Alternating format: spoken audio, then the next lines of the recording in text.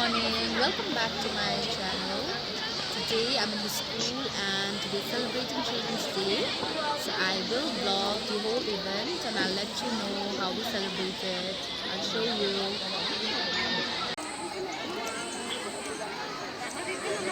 So the children, they've gone to have their breakfast. That's the line for breakfast. Hello, hello.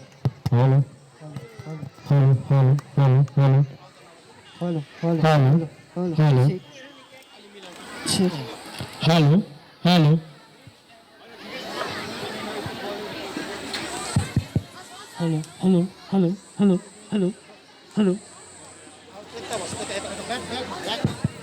Hi, say hi, husband sir. Hello, hello. Now the program is about to start. सर्वांगीण विकासको क्षेत्रमा डोर्याएर लैजाने एक प्रमुख नेता थिए। उनी समाज सुधारक थिए। उनको जयन्तीको प्रतीक हो। पण्डित जवाहरलाल नेहरूको जयन्तीको प्रतीक हो बाल दिवस। हामी प्रत्येक वर्ष 14 नोभेम्बरको दिन मनाउने गर्छौं। 1964 देखि सुरु भएको पण्डित जवाहरलाल नेहरूको जयन्तीको दिन मनाइने यो बाल दिवसका धेरैवटा महत्त्वपूर्ण कारणहरू छन्, धेरैवटा महत्त्वपूर्ण उल्लेखहरू छन्।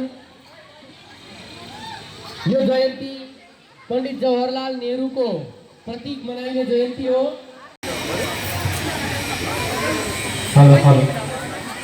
हामी यसरी प्रत्येक वर्ष मनाउने गर्छौं।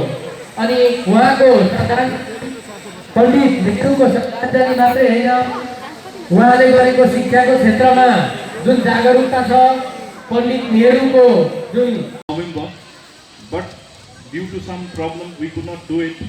So today it was decided by the teachers that our students should be, there should be some kind of program in the school and our students should get a day for celebration in the school.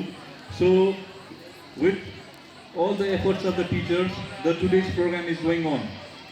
And on this day, I would like to say a few things to the children. Basically, Children's Day is celebrated all over India, and it is an important day for the children because on this day, the rights of the children, the duties of the children are to be discussed. खाली यहाँ अगाडि आएर नाच्ने खेल्ने मात्रै हैन.